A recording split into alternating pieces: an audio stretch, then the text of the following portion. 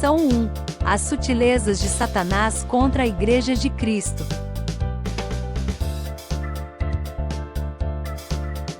Texto áureo. Mas o Espírito expressamente diz que nos últimos tempos, apostatarão alguns da fé, dando ouvidos a espíritos enganadores e a doutrinas de demônios. Introdução.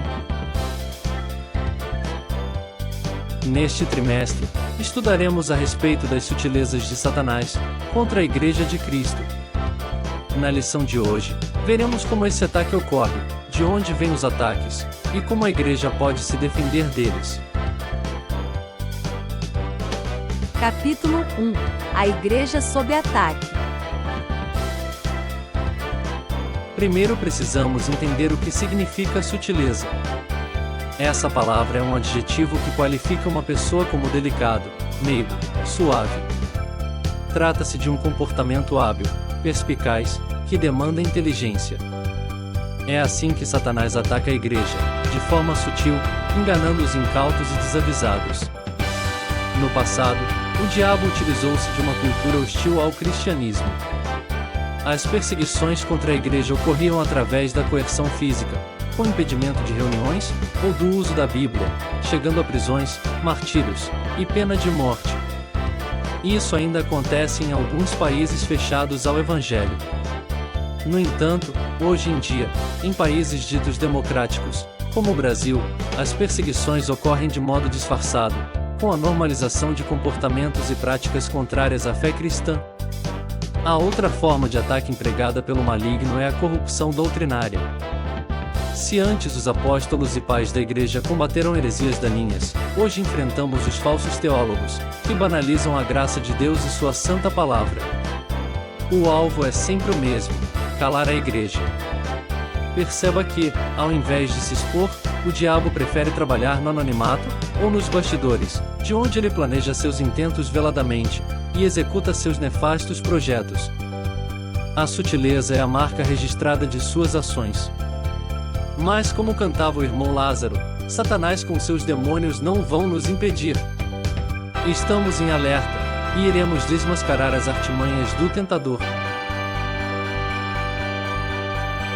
Capítulo 2: A natureza do ataque. No versículo lido no início da lição, observamos que Paulo menciona espíritos enganadores e demônios. Tal declaração nos revela que os ataques têm origem no mundo espiritual. Não devemos supor que as afrontas levantadas contra os salvos possuem somente caráter ideológico ou de opinião. Sua real natureza provém das entranhas do inferno, levada a cabo por pessoas sem Deus, as quais não temem ao Criador e nem respeitam suas leis. Portanto, lembremos o que ensinou o apóstolo Paulo, dizendo que a nossa luta não é contra a carne ou sangue, mas contra os principados e potestades do mal. Mas, se por um lado, estamos corretos ao dizer que a origem das perseguições é espiritual, por outro lado, precisamos também afirmar que as consequências do ataque se concretizam na esfera moral. O apóstolo Paulo faz referência a pessoas que se comportam de forma hipócrita e são mentirosas. Isso leva os ataques para a esfera moral. A mensagem do Evangelho é simples, e qualquer ser humano, independente de seu preparo intelectual, de sua cultura ou origem, consegue entender. Basta abrir o coração e deixar o Espírito Santo lhe ensinar. Mas, os mentirosos citados por Paulo, preferem rejeitar ao Senhor e fazer oposição à sua obra. A falsidade e a mentira são o inverso das virtudes cristãs da autenticidade e da verdade. A cauterização da consciência impede que alguém discirna o certo e o errado. Precisamos pregar o Evangelho e orar para Deus sarar a consciência daqueles que hoje estão nas trevas. Capítulo 3: Onde acontece o ataque. Satanás ataca a Igreja por dois lados. Internamente, na esfera religiosa, e externamente, na esfera social.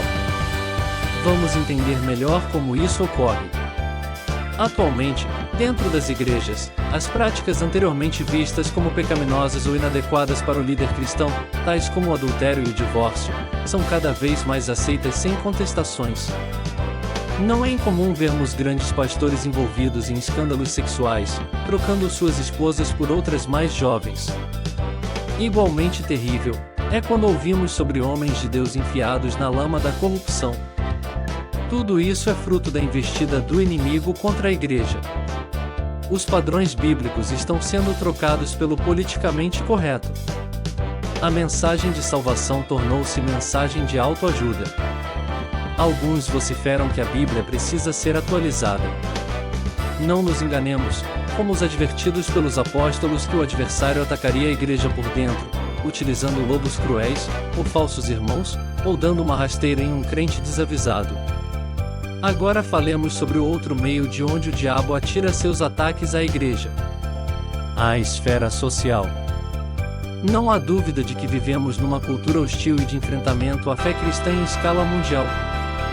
Como diz o pastor José Gonçalves, abre aspas, sugerir que existe uma moral absoluta e objetiva com respeito a temas como a sexualidade ou o casamento, é incorrer em julgamento instantâneo, e ser exposto ao ridículo, à vergonha e execração no tribunal da opinião pública, e ser logo apedrejado nas redes sociais.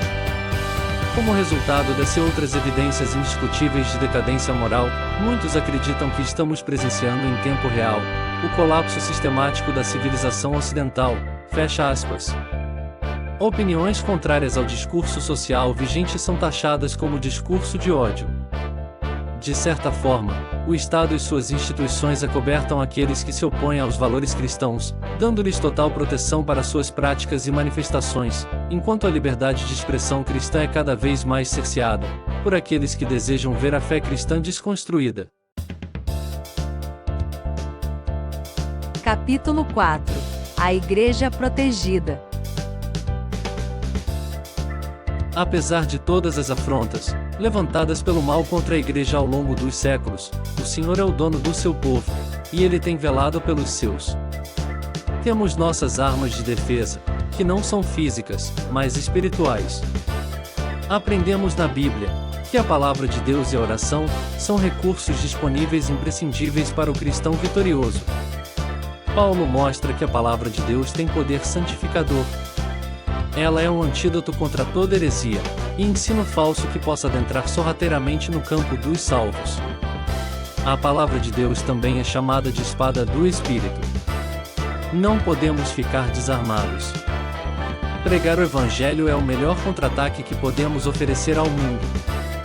Nossa guerra não se trava com impropérios na mídia ou nas redes sociais. Se trava com a pregação do Evangelho. O problema é que hoje muitos cristãos já não leem a Bíblia como deveriam. Não conhecem a espada que manejam, se contentam com leituras e mensagens rasas. O poder do Evangelho é invencível, mas ele só será manifesto com o estudo devotado de sua palavra. Aliada à leitura e pregação da Bíblia, está a prática da oração. Não é por acaso que os cultos menos frequentados nas igrejas são aqueles dedicados à oração. O inimigo sabe que um crente de oração tem autoridade no mundo espiritual. Por isso, o adversário lança desânimo e todo tipo de empecilho para dificultar a vida de oração do crente. Tem o círculo de oração e as demais reuniões de oração de sua igreja como meta em sua agenda semanal. Consagre-se a Deus, e Ele fará maravilhas em você e através de você. Conclusão. Nesta lição, vimos que a igreja tem sido atacada de formas sutis. Vimos também que o diabo usa as estruturas sociais para se opor à igreja, e igualmente provoca os falsos ensinos, para promover a apostasia em seu meio. Todo cristão precisa estar consciente disso. Não há neutralidade nesse conflito. Ou a igreja conquista ou ela será conquistada. É preciso, portanto, conhecer a natureza desse ataque, a esfera na qual ele ocorre, e munir-se das armas espirituais para ganhar essa guerra.